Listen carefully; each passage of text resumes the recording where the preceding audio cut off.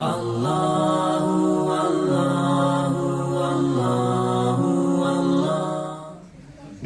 wa salatu wa salamu ala Rasulillah. Amma ba'd.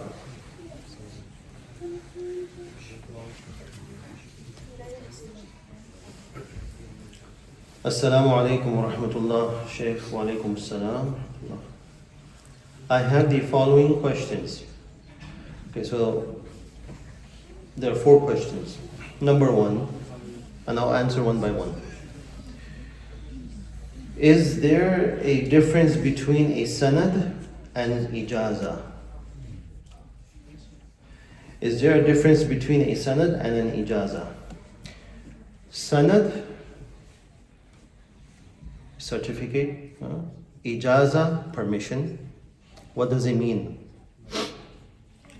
Alhamdulillah, our deen is so amazing that it has asanid, it has chains of transmission in the Quran and in the ahadith.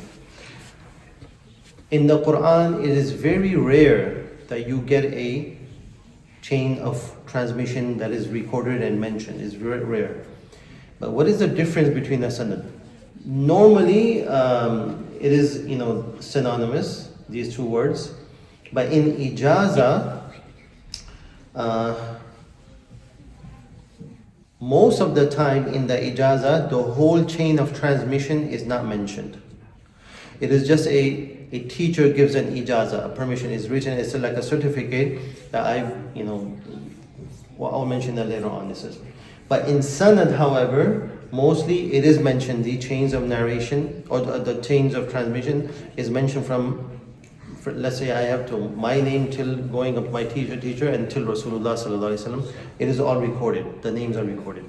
Okay. So this is what is an ijaza is and a sanad is. In the ahadith, it is very well known the chains of the chains of transmission. It is very well known that is recorded. About the Quran, it is very rare that if a hafiz has that thing, right? That chains of transmission. Number 2, do you really need an ijaza to teach the Quran? In all cases, the teacher must be trained. We try to understand this. A teacher needs to be trained and qualified to teach. Ijaza serves as a proclamation of that teacher's qualifications. That if someone is giving a ijaza to a person, to an individual, that it means that he is or she is certified to teach. Right?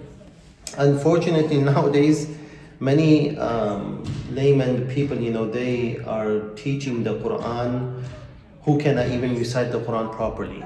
It is sad. If you don't have that experience, you don't know, you should say, you know what, I do not know, I cannot teach, I'm not capable to do this. Well, a lot of people are teaching the Quran, those who are teaching the Quran cannot recite the Quran properly themselves. So it is very dangerous. It is not permissible for anyone who does not have the ijaza, who does not have the proper training, who does not have who did not learn or educate, to learn the tajweed and the recitation of the Quran properly, to teach others. That is dangerous. Should avoid that. The ijaza allows us to recognize who is qualified and who is not qualified. It's like a license. It's just like a license. Okay, yes, I have this ijaza that this my teacher has. Give me this ijaza, meaning the teacher has tested and listened, right, and said yes, now you can teach. Number 3, are there any reputable institutes, people in the USA that you know of that give ijaza in hifz? Technically, in such ijaza in hifz, there's no such thing. In ijaza in hifz, in the memorization, there's no such thing. The reason is, even in the hadith, because if you want an ijaza of a hadith, You have to be an alim. You have to be an alim, you have to study accordingly. Then you get a ijazah from the institution or from your teachers, or if there is a buzuk, then there's you have not learned from that alim. Let's say, for example, there's an alim, let's say in Bangladesh. Let's say, I'm just giving you an example, like a big alim, right? Like Grand Mufti there.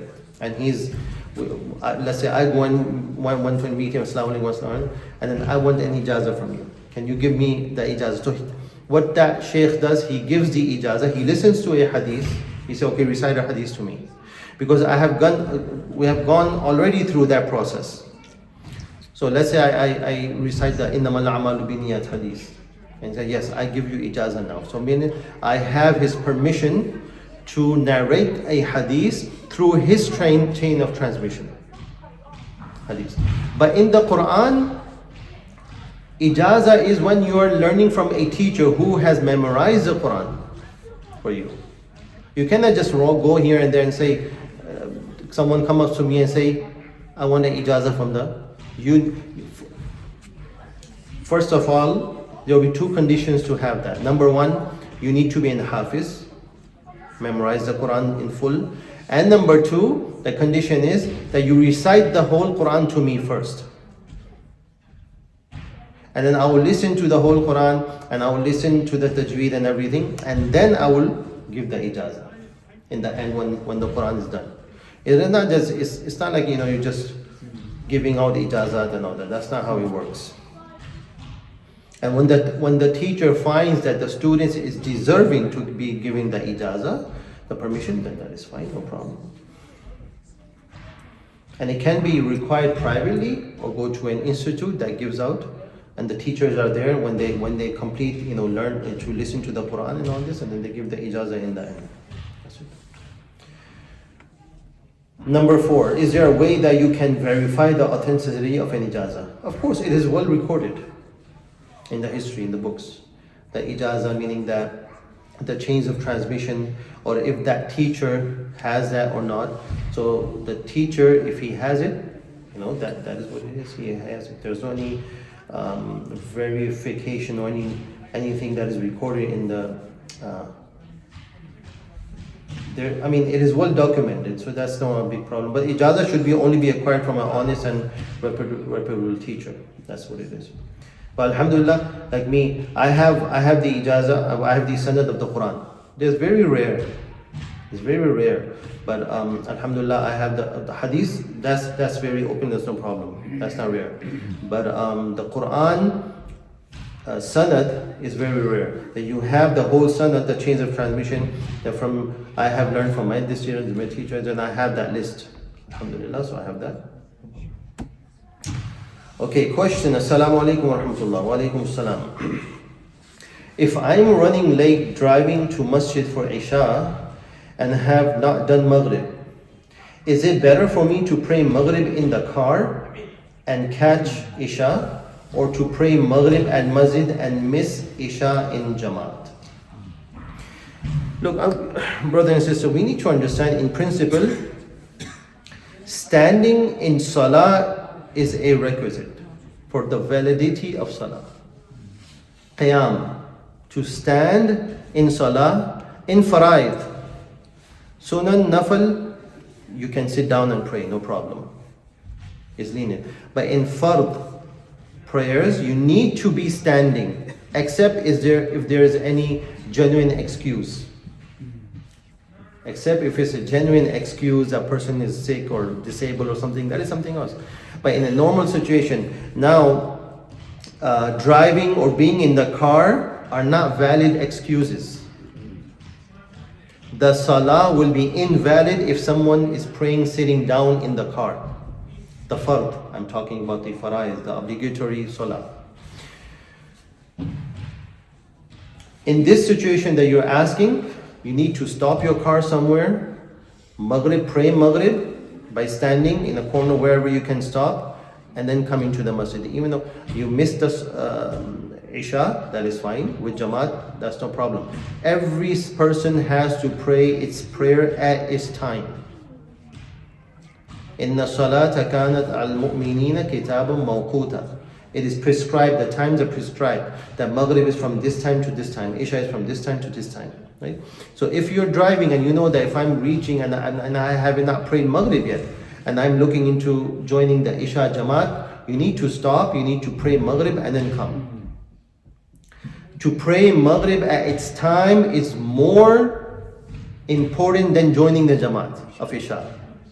Because if you're coming in and then the Maghrib, the time will end,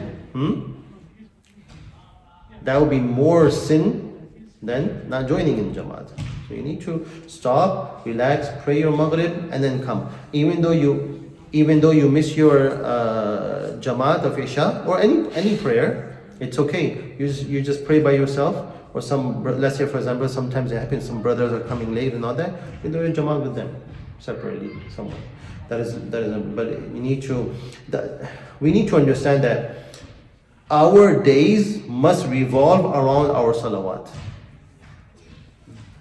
What does that mean? It means that we need to make priority should be salah. That pray our prayers at time.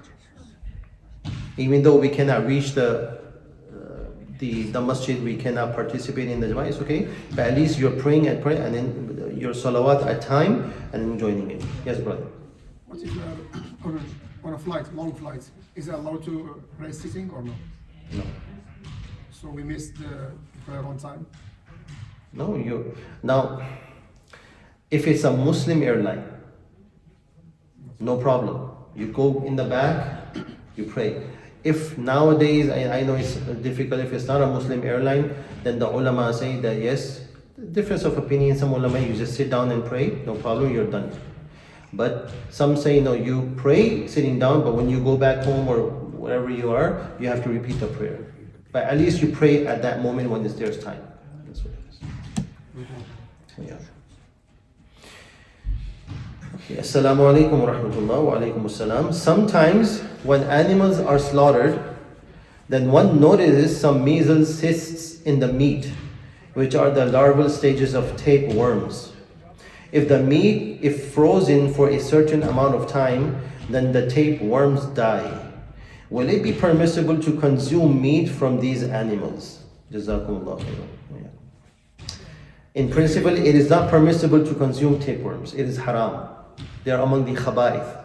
Worms, tapeworms or cysts, kire, or you call it in Arabic duda. Who is the dude? Huh? Who is that? So they're asking whether the thing is TV shows. no, like let's say for example, the question here is, if you slaughter an animal, maybe the animal is sick, but it's alive still. When you slaughter it, the meat, there's some part of the meat that has this type of tapeworms. So they're asking that sometimes what happens if you freeze that meat, the tapeworms die. So is it okay to eat that meat, that part of the meat when the tapeworms die? So this is what it is. It is not permissible. It is not permissible.